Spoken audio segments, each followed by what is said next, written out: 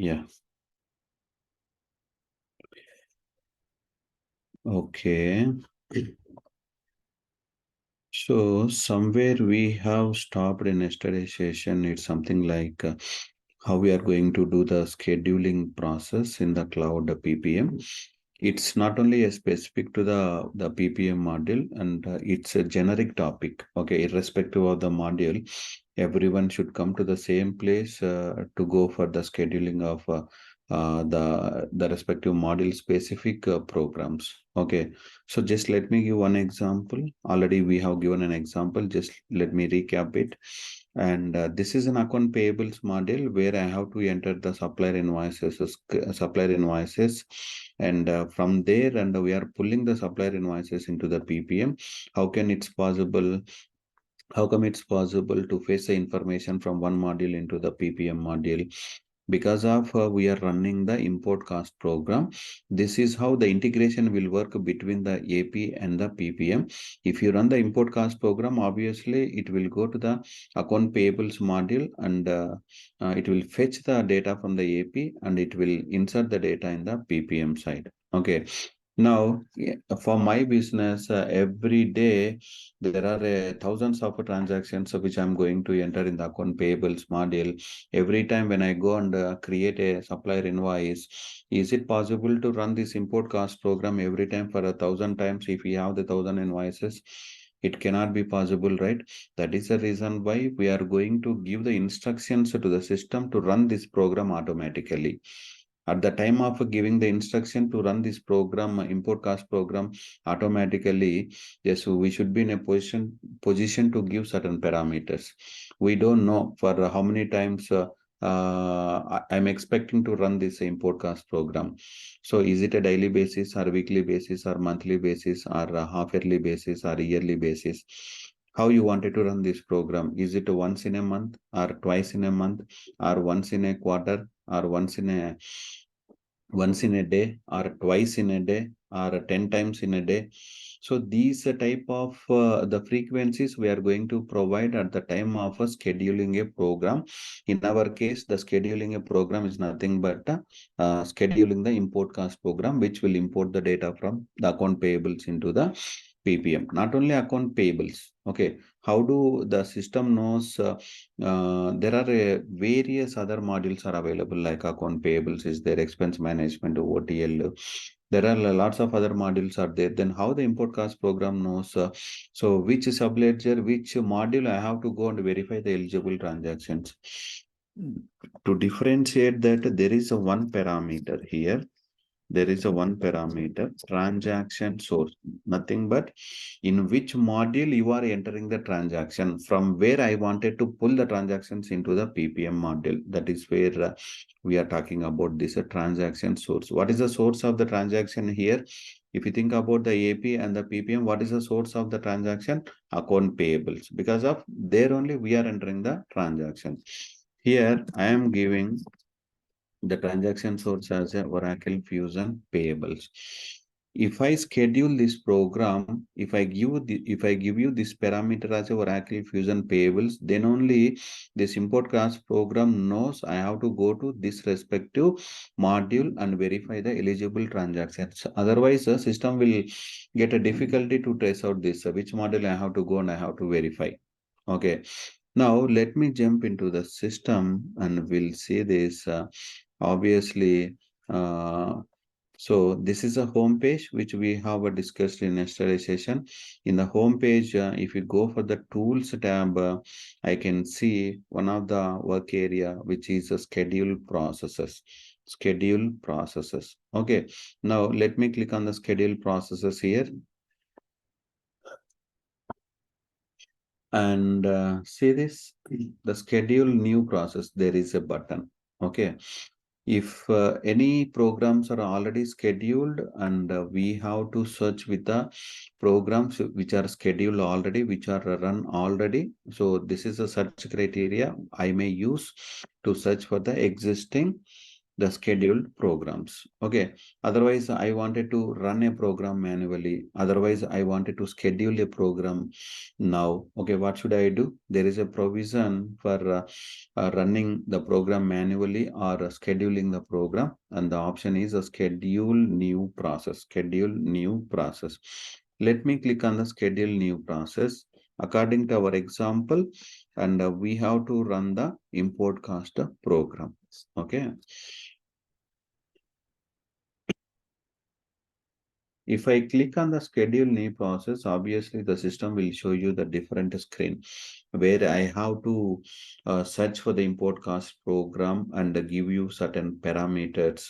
Based on the parameters only, the system will run the import cost program and it will execute behind the screen. Let me click on the schedule process. Always this screen will take some time.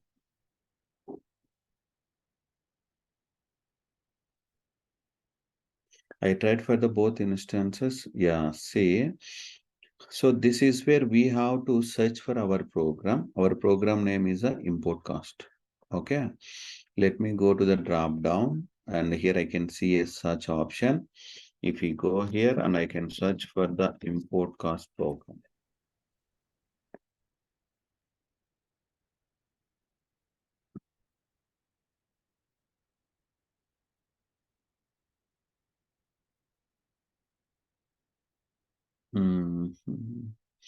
Not only the import cost program, for each and every module, we have a couple of the schedule programs, couple of programs are available, which we need to either we need to run manually or we can schedule it to run automatically by the system.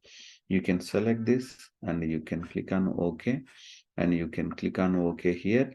The parameters screen will get displayed here. Now, my business is running in the different countries like India, US, UK, Japan, France, etc., etc. Okay, so particularly whether you are scheduling this program for either for US or UK or France or etc., etc. So each country you are going to treat as one business unit, and that business unit you are going to provide as a first parameter. If you are running your business in the 10 business units and you are going to schedule this program for 10 times, each time for one business unit, you are going to schedule this program. Okay. For example, I am giving the US business unit. My business is in the US. That is the reason why I am scheduling this program in the US for US. That's the reason I have given the business unit as a US business unit. Okay. The remaining parameters, the transaction source. Okay, what is the transaction source? We have Oracle Fusion payables. Oracle. There are multiple transaction sources are available, but according to our example, I am going to select Oracle Fusion payables. Based on this selection only, this import cost program will directly route to the account payables module and search for the eligible transactions specific to this business unit. Okay. So there are certain other important parameters here which we are going to discuss, and this is a lengthy discussion. And we have when I started discussing about the cost collection, particularly on the PPM, and there is a need of discussing about this entire the parameters, the whole parameters. Okay, for now you just remember for which business unit you are running this and for which transaction source you are running this particular import cost program. Okay, now if I go and click on the submit, if I go and click on the submit, let me click on the submit. See, one process was submitted. One process was submitted. You just let me copy this number. This one I can treat as a process ID. This one I can treat as a process ID. You can copy this process ID and I wanted to put the status of my program, and this is a search criteria, and whichever the process ID you have copied, you can paste here, and if you click on the search, so that you can verify the status of your program. Initially, it was this program initially it was started and it is running and it is completed and finally it is getting succeeded. There are different statuses of each program. Initially, it will start and it will run and it will complete and finally it will get succeeded. As soon as the program is succeeded, then obviously behind the screen something was happened and we can go and we can verify the transactions within the PPM. Ultimately, we are running this program to import the project cost from the account payables into the PPM. Then once this program runs successfully and I have to go to the PPM module and I have to verify the transaction, whether it is imported successfully or not.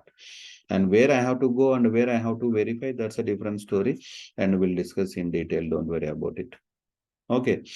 Now, this is how I can run the program manually. Now, I wanted to go with the automation, the automated process. I don't want to run this program manually every time. I don't have to enter only one or two transactions in a day-to-day activities. I have thousands of transactions. That is the reason why, and we should be in a position to schedule a program to run the program automatically by the system. That means indirectly we are going to provide the instructions to the Oracle applications based on these parameters, and you should be in a position to run the program automatically. So then now we'll see how to run the program automatically. So the same screen, I'll go for the schedule new process and you can search for the import cost program here and you can click on the OK. You can click on OK. And here I can give you the business unit. And the transaction source is something like the Fusion payables. And whenever you wanted to schedule it, and I can go with the advanced tab here. I can go with the advanced tab. If I go with advanced tab, normally I can see three tabs here. Normally I can see three tabs. The first tab is talking about the parameters. Already we know about these parameters. The first parameter is the business unit, and the second parameter, third parameter, and the fourth parameter is the transaction source, etc. Okay, so already we know about it. Now, if you go with the second tab, schedule, this is where you have to provide the instructions to run the program automatically by the system. Okay, here I can see two options: as soon as possible. That means whether you are running automatically or manually this program in the system. As soon as possible, that means so you are running this program manually. Okay, so otherwise I wanted to run this program by the system automatically. In that case, I have to go and I have to click on this. When I click on this second option, automatically the few more options will get populated here. When I select the first option, I don't see any option because of I am running this program manually. If I select the second option, that means I am scheduling this import cost program and other parameters will get populated here. Okay. Now, which program you are scheduling here? The import cost program. Okay. What is the frequency? How many times you are going to run this? How many times you are going to run this? Is it once? Or is it a daily basis, or is it a weekly basis, or monthly basis, or yearly basis? It's based on the user choice. It's based on the transactions frequency. That means if there are 10 transactions every day, and we can give you only once. The frequency of running this program is only once. Okay. Sometimes morning I can enter 50 transactions. In the afternoon I can enter 2000 transactions, and on the night I can enter 5000 transactions. That means so based on the customer requirement, I can give you the frequency as at least 5 times in a day. 5 times in a day. Okay. I don't want to go with a once. I wanted to run this import cost program every day. That means daily. I can select a daily. The frequency is a daily. Daily, how many times you are running this program? How many times you are expecting to run this import cost program in a daily basis? That is what I'm going to give you the count here. Okay. If I give you 3, daily 3 times this program will work. If I give you 5 times, so this import cost program will work in a daily basis. Otherwise, here I can select a weekly and weekly 4 times it is running now. So these types of parameters, the frequency intervals we are going to provide at the time of scheduling a program. The program is, which may be import cost or any other program. There are a lots of the couple of the programs are available, and this is how I can schedule a program. Okay, I can give you the frequency as a daily, and I can give you the number of runs, how many times you wanted to run, 5 times, and when the system is going to start running 5 times in a daily basis, what is the start date and what is the end date. I'm going to start scheduling this program starting from today, and I'm going to end the same the scheduling the program ending with the 3rd August 2024. Okay, so this program is a scheduling start date is today's date and end date is the same day in the next year. Okay, now manage times. Okay, so we have the different time zones, right? All the time zones are available. If you wanted to add your time zone, and you can go ahead and you can add your time zone here. Otherwise, the time zones are already available here, and you can select the time zones here. And if you go for the next tab, notifications, sometimes the requirement is every time the system runs this import cost program. Okay, as per our example, the system is running this import cost program for 5 times in every day. Every time the system runs import cost program, I wanted to trigger the notifications. I wanted to know whether the system is running these programs of 5 times in a day or not. That means I wanted to receive any notification every time the system runs a program. So the notification information we are going to provide here. Based on these notification information, every time the system runs a program, automatically the system will trigger one notification, and based on the notification, I can know the system has run this program already. And finally, you can go with a submit option. Okay, so this is how we can run the program manually, and this is how I can schedule the program manually. Okay, now what we have to do is the one of the important concept in the cloud applications is the security. You are working as a finance functional consultant, and I am working as the PPM functional consultant, and how I am going to give an access only for the finance specific data, and how I can able to provide an access for me only for the PPM specific data. That's how the security works in the cloud applications. And the cloud applications, the security is purely based on the roles. Purely based on the roles. Okay. Now, today's date is 3rd, and we are going to talk about the security part. Security in cloud applications. Security in a cloud applications. So the entire security in the cloud applications, which will be based on RBAC, nothing but which stands for role-based access control. What is this RBAC and what it stands for? What is the usage of this role-based access control? Okay, so normally, if you go for the lower versions like the 11i and the R12, everything is based on the responsibilities. That's where the security is provided by the Oracle.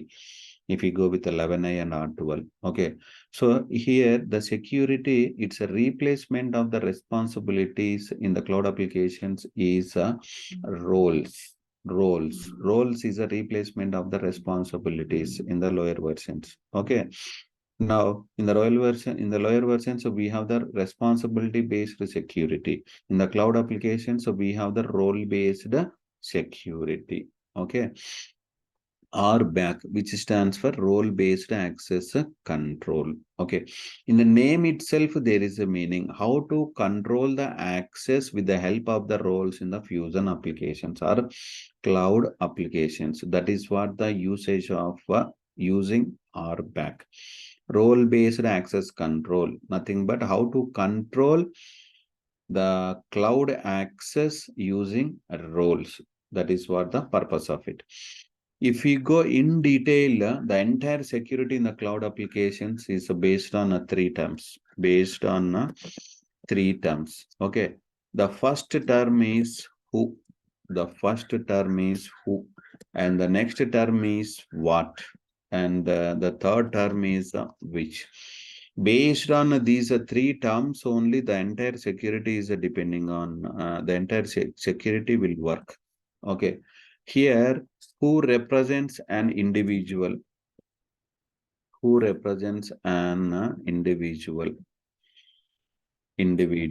Okay. And what represents actions? And which represents some entity. Okay. We'll discuss elaborately on this. As a clerk, what type of actions you are going to perform? Normally, if you go to any bank, there are so many, the clerks are available and manager is available. And what is the responsibility of the clerk and what is the responsibility of the manager, etc. So as a clerk, I wanted to enter the transactions. I wanted to enter the transactions. As a manager, I wanted to view the I wanted to view the transaction specific dashboards. Transaction specific dashboards. Okay. Here, the who, it represents an individual, as a clerk, as a manager, and what type of actions I'm going to perform. As a clerk, I'm going to perform entering the transactions. This is only my responsibility. And as a manager, I can perform the responsibility. It's like a viewing the transaction specific dashboard. Transaction specific dashboards. Okay. For example, my business is running in almost multiple countries. US country, UK country, and Singapore, etc., etc. Okay. So my business is running in the three different countries, and each country I'm going to consider as a entity. Each country I'm going to treat as an entity. Okay. So for my business, there are so many clerks are working, thousands of clerks are working, and thousands of managers are working. I wanted to know, like, as a clerk, I am working for, as a clerk, I am performing these actions. Okay. But my business is in the different countries. For which country you are going to enter the transactions as a clerk? That is what we have to go and we have to verify. Okay. As a individual, that means as a clerk or manager, what type of actions I can perform? For which type of entity I can perform the actions by as an individual. Got it, ma? So as a clerk, I can perform entering the transactions for the entity US. As a clerk, I am not entering any transactions for UK. As a clerk, I am not entering any transactions for the Singapore. And as a manager, I wanted to view the transaction specific dashboards only for the Singapore. Only for the Singapore. See, and it represents who and as individual, and it represents what. That means what type of actions I am going to perform as an individual, and it represents the entity. Entity is nothing but for which country you are going to perform your actions. That means who can do what on who can do what on what? So which set of data? Which set of data? This is what the whole meaning of the three terms. Based on these three terms, only the security will work. As an individual, I can perform these actions for the entities called US or Singapore. US or Singapore. Okay. So just let me go back to our Oracle. Let me go back to our PPM. I have a certain roles for a PPM. It's just like the project accountant. In a tomorrow session, we will be discussing about the roles concept. You don't worry about it. So specific to PPM, I have a certain roles like a project accountant and project administrator and a project manager. Okay. Now myself is a project accountant and uh, Santosh is a project administrator and Mithun is a project manager. Okay. As a project accountant, I'm going to perform certain actions. What type of actions I can perform as a project accountant? Cost entry against a project, cost entry against a project, and accounting transaction, otherwise the cost accounting. These type of actions as a project accountant I can perform for the entity called US. For the entity called US. That means even though my business is available in the multiple countries, as a project accountant, I'm purely responsible only for one country, which is US. And the second thing is the Santosh is working as a project administrator as an individual, and he can perform creating a project, and he can perform the budgets and forecast, etc. So as an individual, Santosh is acting as a project administrator, and he can able to perform creating the projects, and for the project specific budgets and forecasts, he can perform for the entity called UK. Santosh is not responsible for US because he is acting as a project administrator only for UK to perform certain actions. Whatever the actions which the project administrator can perform, the same thing the Santosh can perform only for UK, not for US.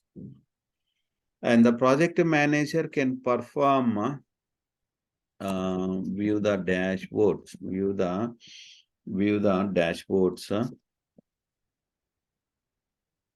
dashboards for each project, and that it is responsible for Singapore.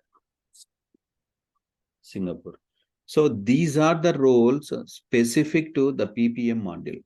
These are the roles specific to PPM module, and these are the actions specific to the PPM module.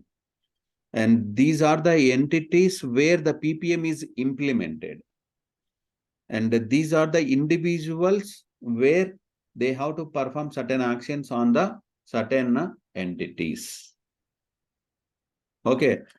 It represents who, and it represents actions, and it represents entity. Okay. Now, this is how the security will work in the cloud applications. It's based on the roles, Here, these two are the roles. And here, these three are the roles. Now, if you go in detail, little bit in detail, at a very high level, these three are specifically for the PPM module. These three roles are specifically for the PPM module. Okay. So these two are the generic roles which I have discussed for our explanation purpose. Okay. It's not specific to any module. Okay. Now, when it goes to the other thing like I have to discuss in a generic way. In generic, what are the different types of the roles are available. It's not a specific to any module. In generic, we have the different types of the roles in the Fusion applications. Okay, let's see. We have a 4 different types of roles in Fusion applications. We have a 4 different types of the roles in the Fusion applications.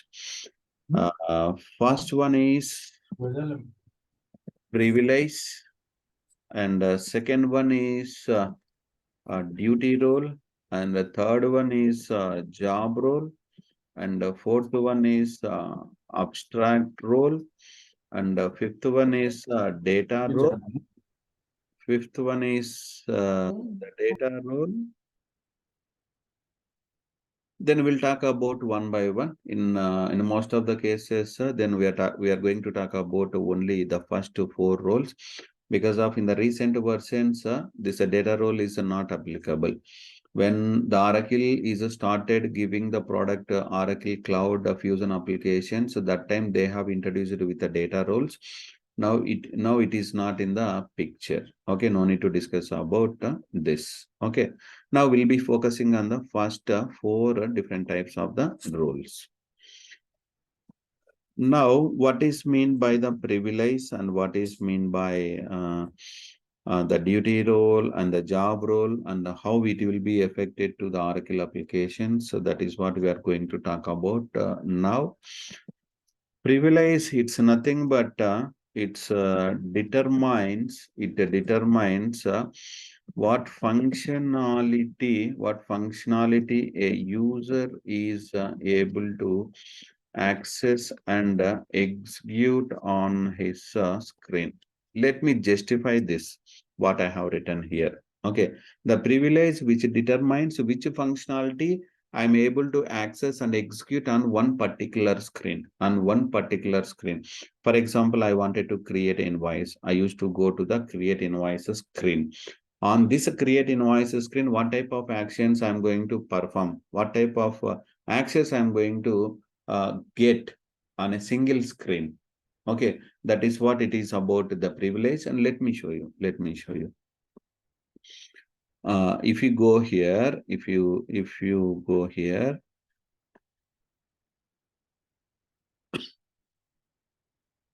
normally if I go to the home page, I wanted to create one invoice. I wanted to create. So this is a different environment. Somehow the look and feel is a different. See this. This is a different environment. If I go with the home page here, I can see the home page like this. And if I go with the same the other environment, I can see the environment look like this. Okay. So sometimes the environment will get very you don't worry about it. See, if I go to the tools tab here, I can see these options, right? These options. See, the same tool options is available here. If I click on this, see, the same options are available here also. Only the differentiation is the look and feel. Only the differentiation is the look and feel. Okay. Now, I have to go to the payables module and invoices. And if you go to the task list here, and there is an option, create invoice. Create an invoice. The other screen will get opened by the system. Now, right now, we are on the create invoice screen. That means we have to provide the data for creating the invoice, and whether you wanted to save the invoice, or whether you wanted to validate the invoice, or whether you wanted to do the accounting for the invoice. Okay, see, this is a header level information where I have to provide the information for the creation of the invoice. And maximum what I can do here, I can provide you the information. I can click on the save, or I can click on the save or close. Otherwise, I don't need this invoice. So I go for this cancel button, etc., etc. So this is the screen. This is my screen. On this screen, whatever I'm performing, that means what type of actions I can perform here? Saving the data after I provided here. Save and close. After I provided the data here, I wanted to save it, and parallelly I wanted to close this up. invoice. Okay, now I don't want this invoice, so parallelly I have to click on the cancel. These are the actions I'm performing, right? Otherwise, if I expand this, I can perform multiple options here. I wanted to validate this invoice. Otherwise, if there is an invoice, I wanted to calculate the tax. Otherwise, I wanted to, once I create an invoice, I wanted to approve the invoice. I wanted to cancel the invoice. I wanted to delete the invoice. I wanted to create the debit account and the credit account for this particular invoice. There are a lots of things are available to perform on this particular screen only. Whatever I have shown you now, the options, these options are applicable only on this particular screen. Finally, what I want to say is this save button is one privilege which you have to perform in this screen, and save and close, cancel, and these are options, and these are all comes under the privileges. These are all comes under the privileges. Now, according to our discussion, what I have written here, the privilege which determines which functionality a user is able to access and execute on his screen. That is what the explanation we have given by justifying this statement. That is what the privilege. Okay. Now I logged in with I logged in with a user. My user is FA user 1. My user is assigned with some the seeded roles. The seeded roles are assigned with the privileges. Privileges we cannot assign directly with my user. It's like FA user 1, which I have logged in with my user and password. Okay, that I'll show you, don't worry. And if you go for the duty roles here particularly, okay, duty role is nothing but what? I'll write one statement and I'll give you the justification of the same thing. Okay, the duty role, it is made up of different privileges within application to perform specific actions with the specific data. Specific actions with the specific data. Just let me justify this statement. Okay. So it is made up of a different privileges within an application. Let's see. Now we are in the create invoice screen, and these are the privileges I can say. If I go with the invoice actions, if I click on the invoice actions, further it is expanding. Further it is expanding, and I can see a couple of options here. That means these options, the Oracle has grouped and the Oracle has kept these options under one umbrella. The umbrella is invoice actions. How do I get an access to these type of things in the system? How do I get an access to these type of things? When I click on it, it is further expanding. And when I click on the save or save and close or cancel, it is not further expanding, right? It is the final option here, which we have to perform. That's why I can call these as a privileges. Here, there are multiple privileges. I am grouping these privileges under one umbrella. The umbrella is invoice actions here in our example. And how can I get an access to these type of things? It's just because of the duty roles assignment with your user. Duty roles. Because of your user is assigned with the duty roles, then only I can able to see these types of things. That is where the duty role will work. Similar to a privilege, and we cannot assign the duty roles directly with the user. Our user is a FA user 1. For the FA user 1, and we cannot assign the privileges directly, and we cannot assign the duty roles directly. That is what it is about the privileges and the duty role. Next, we'll talk about the job role. What is meant by a job role? Okay. So it represents the specific jobs or position. Specific jobs or positions in the organization. Okay, in the organization. So it's a collection of, it's a collection of duty roles, privileges, abstract roles, etc. Okay, let me justify it.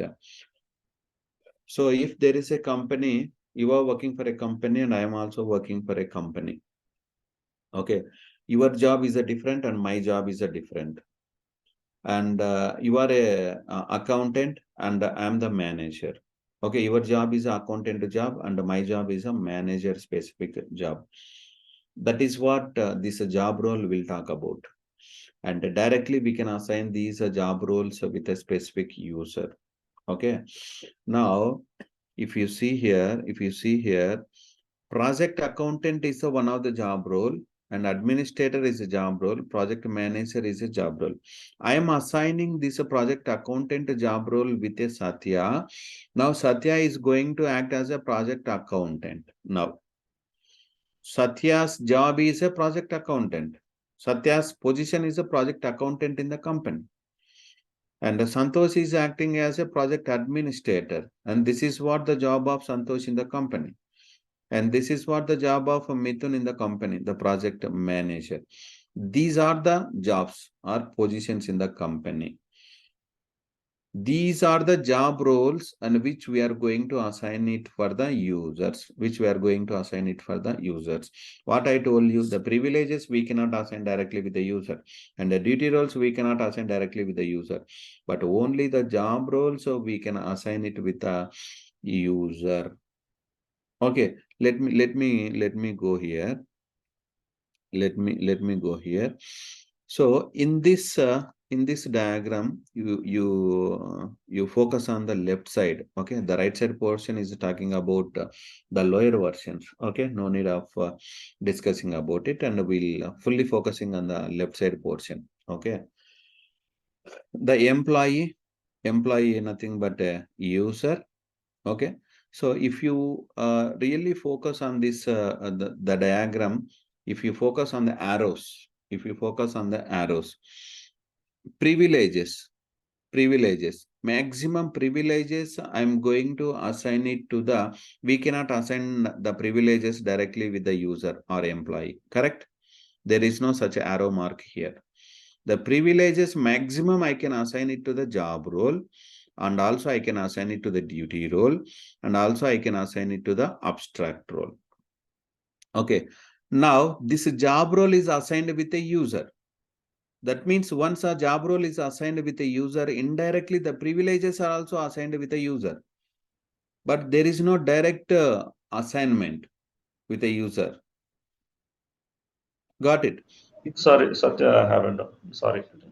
So can we create directly, can we create a custom role only with the privileges instead of adding duty roles? No. To answer your question, no, we cannot create any custom role directly with the privileges. Okay. So which means But there is a hierarchy. Duty roles having privileges, so we need to add duty roles based on the requirement. yeah, we can identify the privileges first, and those privileges we wanted to assign either to job role or a duty role. Once if it is assigned to a job role, at the job role we can assign directly to the user, that's okay. In case the privileges, if we assign it to the duty roles, and the duty roles also I can able to assign it to the job role, and the job role I can assign it to the user. Because similarly, for the privileges, we cannot assign the duty roles also directly with the user. No such arrow mark I can see here. Correct? Correct. Okay, that is how it works. So, But here, as per this arrow mark, privileges directly we can add to job role, right? yes, we can add. We can add. So which means we can skip these duty roles Yes, we sometimes. can skip it. Okay. Okay. Thank you. Similarly, for assigning the privileges with the job roles and the duty roles, and I can assign the privileges for the abstract roles, and the abstract role will be assigning it to the user. And the duty roles will be assigned in two cases. Only one is for the job role and the other one is for the abstract role. For a user, to provide an access maximum, directly we can able to assign either a job roles or abstract roles. No question of duty roles and no question of privileges. Because of job roles and abstract roles, which is already having the duty roles and the privileges. The indirectly, these privileges and the duty roles are assigned with a user. That is what it is about. Okay. In tomorrow's session, I'll show you, definitely I'll show you how to identify which role is a duty role or a privilege or a job role or abstract role, how to identify that also I'll show you in today's session. Don't worry. Okay. Now go back to our the Excel sheet. So that is what it is about the job role. That is the reason why I have written like it's a collection of duty roles, privileges, abstract roles, etc. Okay. Then abstract role, something like it is an important. Sometimes we are all working for one particular company, but your job is a different and my job is a different. Okay. So your job is an accountant and my job is a manager. But before these jobs, you are an employee for a company, and I am also an employee for a company. Even though I am a manager and you are a accountant, then you should be an employee and I should be an employee for this. As a employee and as a employee, I should get an access. I should get an access to enter the time sheets. As a employee, I should get an access to apply the leaves on the portal. Okay. As a employee, I should get a I should get an access to I should get an access to apply the employee specific expenses. That means based on my company policies, so if anybody wants to write the certifications on the Oracle applications, if you really clear the Oracle application certification, then you need to submit your expenses. Then accordingly, the company will reimburse those expenses. Okay. So definitely I should get an access to enter the expenses. So you are an accountant, I am the project manager, but still you are an employee and I am the employee. As an employee, I should get an access to all these things. So here, finally, what I wanted to say is employee is itself is a one abstract role. Employee is itself is a one abstract role, which will be applicable for all the people who are working in a company. If I want, I can assign the project accountant role only for the few people. If I want, I can assign the project manager role only for the few people. Okay. So, is it possible to assign the employee role only for the few people? I have 1,000 employees are working in the company. Is it possible to assign the employee role only for the first 50 people? It cannot be possible because the 1,000 people are employees in a company. So everyone should have assigned with an abstract role, which is an employee, which is an employee. Okay, so in a very rare, these abstract roles will use. In a majority of the cases, the first three will use. The first three only, privileges, duty roles, and the abstract roles. Now, I'll go to the system and I'll show you how to identify which one is a privilege and which one is a duty role and which one is a job role and which one is an abstract role. That is what I wanted to show you here. Now, if I go in the home page, if I go to the tools tab here particularly, and there is a one option, security console. If you go to the security console, the purpose of using this security console is a different. Okay, I'll tell you about in a tomorrow session as the introduction part of the roles.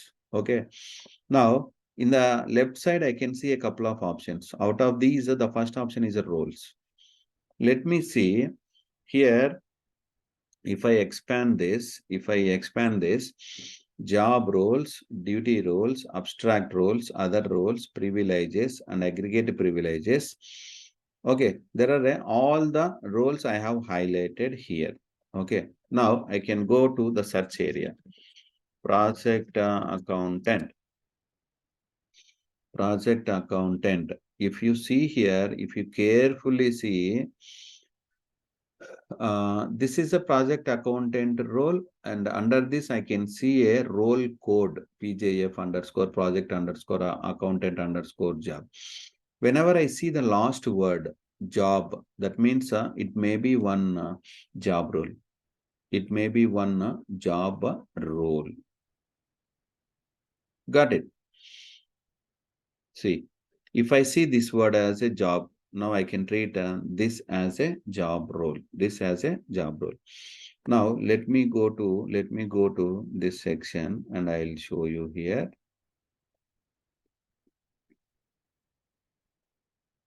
Okay. Now this is an abstract role because of at the end I can see a word called abstract. This is a abstract role. Okay. Now you come down and if you see here, I can see a duty. That means which is a duty role, which is a duty role. So this is how I can identify whether it is a job role or a duty role or any other role. But how to identify the privilege? The privilege I cannot assign directly with the directly with directly with the user, right? If I go inside the duty role or if I go inside the job role, and almost I can see all the privileges. See here, if you carefully see here in this screen, here I can see two options. One is a roles, another one is a privileges. Project accountant is a job role. Job role is nothing but it's a combination of, it's a collection of duty roles, abstract roles, and the privileges. What type of roles you can see? That means if I select the roles here, okay, whatever the duty roles and abstract roles are associated with this job role, I can see all the roles, duty and abstract roles. Otherwise, I wanted to see the privileges of this job role. What privileges are assigned with this particular job role? Then I can select this show as a privileges, and subsequently the system will display all the privileges here. See, and everything is a privilege here. Adjust all project expenditure items, or a split and transfer, or a check funds, a project expenditure item adjustments, etc. etc. These are all the privileges. This is how I can identify the duty roles or abstract roles or the job roles and the privileges. Okay. Now, if I go with I'll show you something here.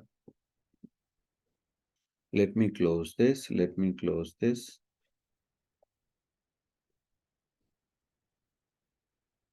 Okay.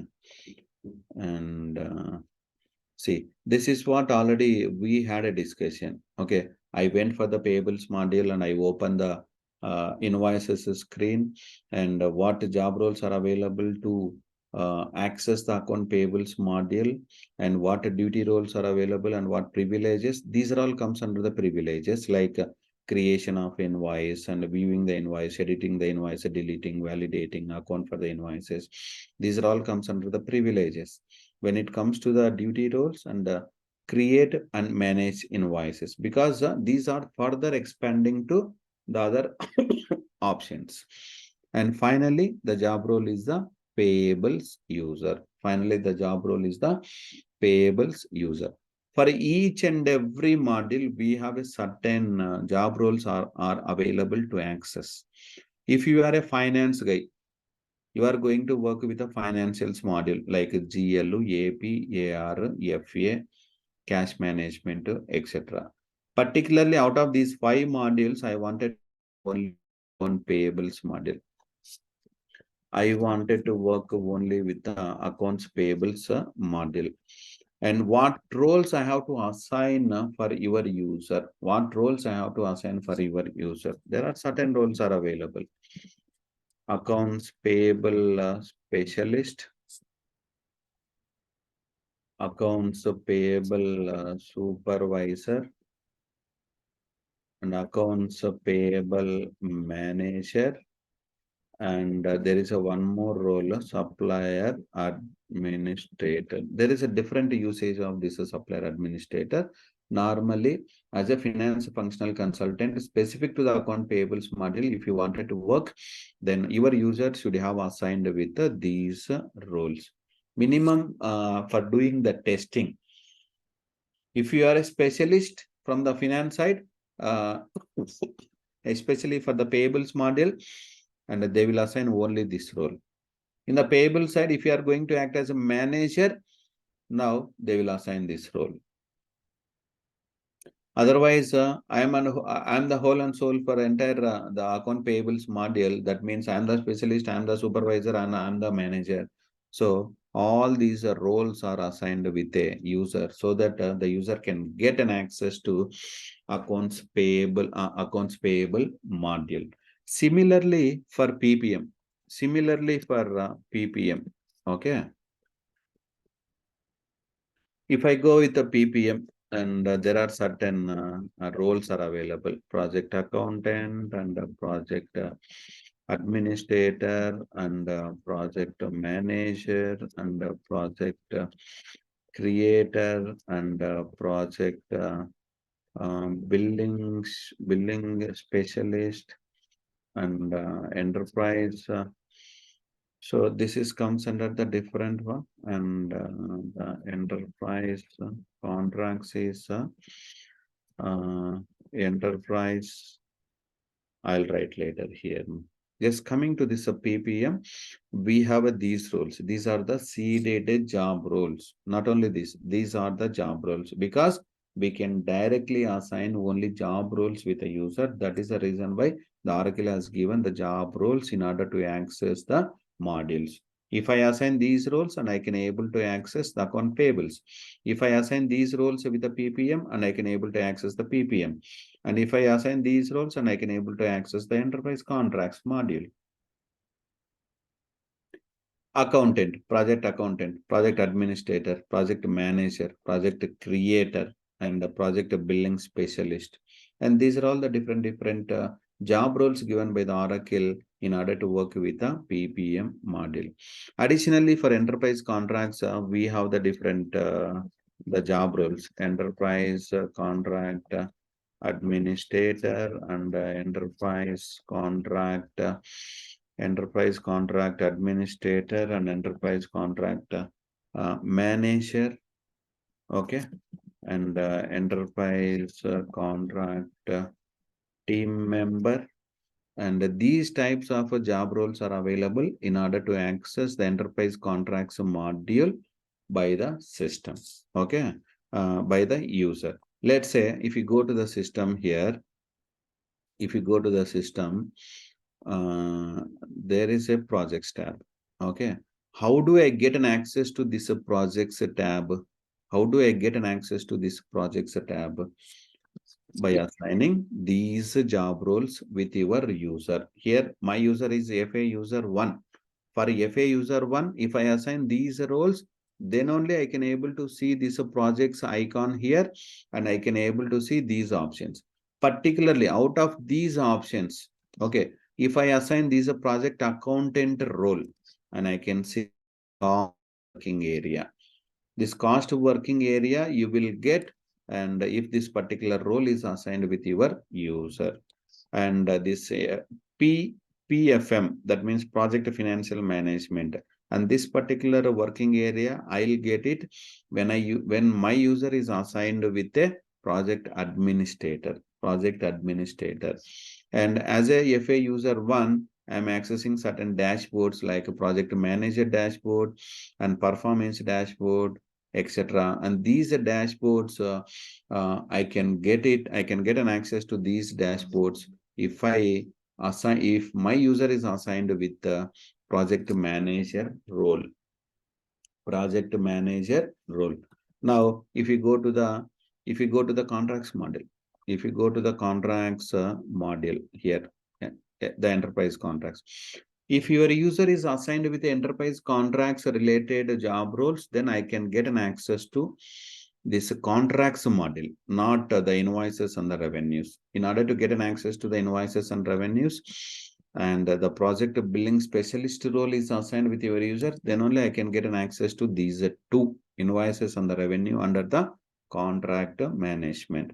Then how do I get an access to this contracts work area under the contract management?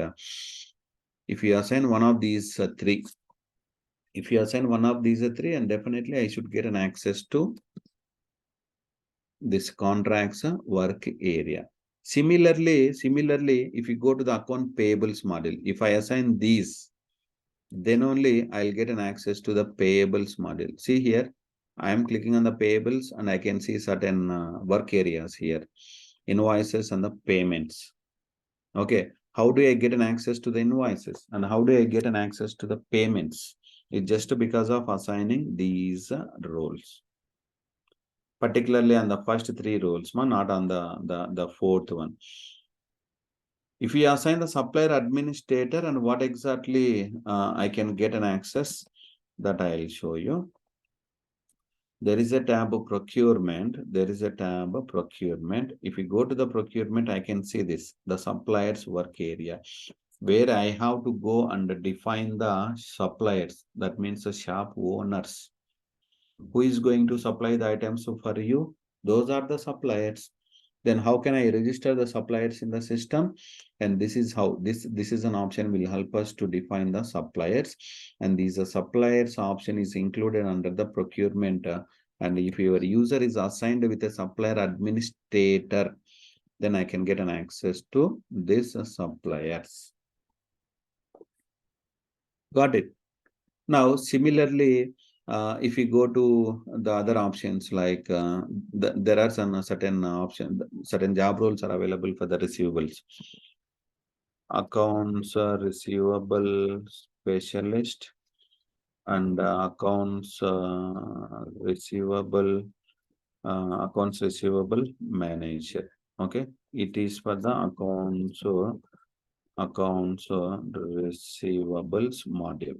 Okay, how I wanted to get an access to this account receivables module by assigning these roles. If you go to the system and let me see the receivables tab here. Yeah, if my user is assigned with these two job roles, and I'll get an access to this receivables module. Receivables model. This is where I can do the revenues, receipts, and the transaction specific data. Okay. Otherwise, if I go with the fixed assets model, there is a fixed assets model where I have to go and do the create the assets and do the depreciations, etc., etc. Then how do I get an access to the fixed assets model? Fixed assets model. So there are a few roles are available. Asset administrator and asset accountant, asset accounting manager. So these are the roles available in order to access the FA module, in order to access the FA module. So like this, we have the different job roles are available. Based on these job roles assignment for your user, the user is able to get an access to the respective module.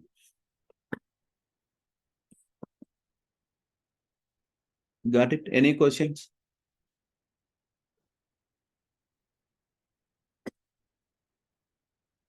Any questions from anybody?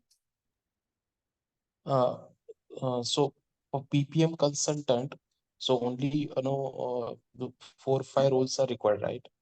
Yes, correct. Okay, okay. But if a PPM consultant wants to, when you were saying that it requires also integration with account receivables or account payable. So Yes, in that case, other roles also required or not? yes. To answer your question, the other roles are required. Normally, what happens, when you are working for the implementation project, you have to do the lots of testing. Okay, you have to do some integration testing, like the account payables into the PPM. You wanted to test the account payables to PPM integration. Sometimes the finance guy is not available. Okay, if finance guy is available, then you request a finance guy to create an invoice and let me know the confirmation. If he has given the confirmation, so that we can run the import cost program.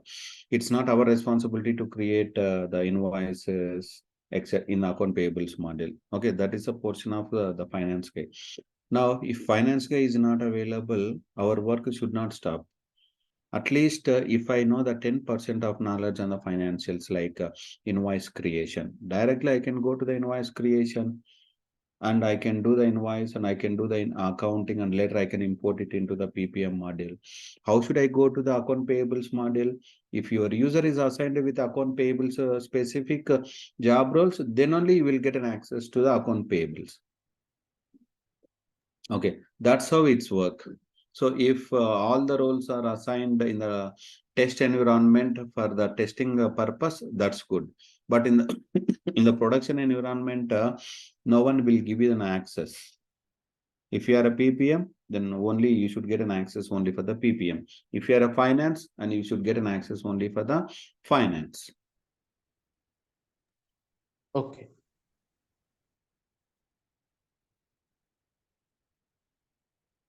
Any other questions? Yeah, Mukund here. I have a question regarding schedule process, which we had discussed earlier. In schedule process, there is an option called auto increment. I saw that in the screen. What does it mean? Auto. Increment. When you were scheduling that import process, it was there. 1 second, let me go there.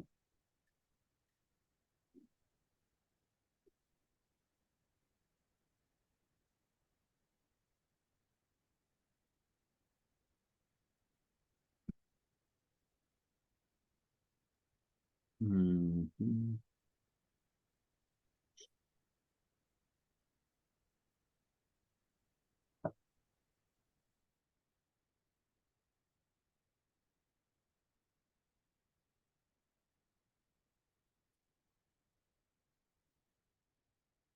Always it is, it will take some time. Let me try with podcast.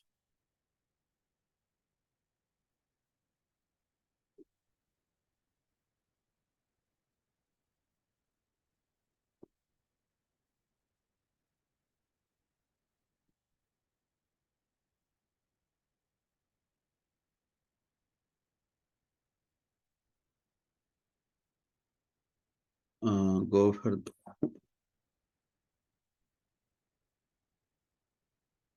nothing. It is. Just give me a second.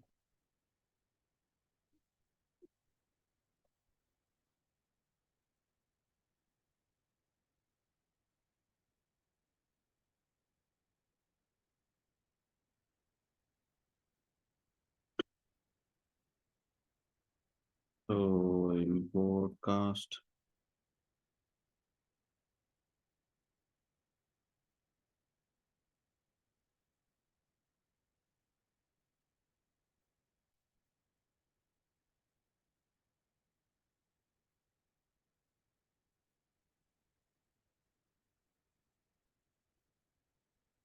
Just wait for a 1 second. Then it will get populated here. Okay. And here US business unit. Transaction source is something, and go for advanced. Parameters or schedule. Yeah, what is it? Can you tell us now? The option called auto increment, there is one box tick on top. See, here itself the system says, if you enable this option, enables a procedure evaluated at runtime, which calculates the next set of date parameter values for a recurring request. That means we have scheduled this program for 1 year, right? Whether you wanted to increment, whether you wanted to continue this program, scheduling this program for the next year or not. So if you enable it, automatically the scheduling process will be continued. It will be in incremented manner. Okay. And how to cancel this? Like if in case we have scheduled, how to know what schedule process have been scheduled already and how to cancel? In that case, whenever I go with the submit, I can get this type of process ID.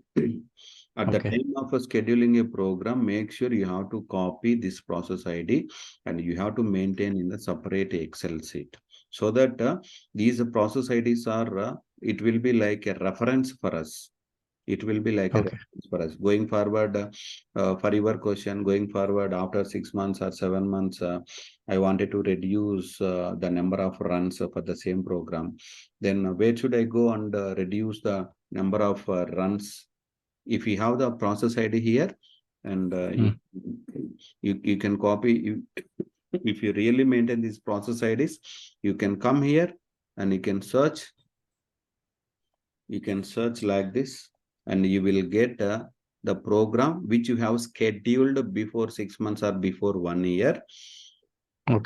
Okay. Then whatever the parameters you have set and whatever the options you have given for the scheduling, those options I can see, and accordingly I can change the options.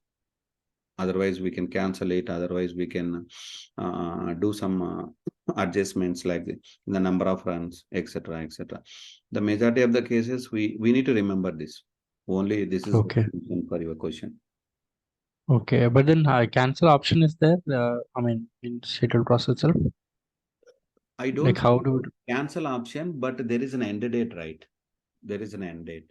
Normally, I gave the start date as a today's date, August 3rd, 2023, but I have given the end date as same day of next year, August 3rd, 2024. If you want to move the end date to before 6 months, just you definitely can change the end date. That's how it's okay. Understand.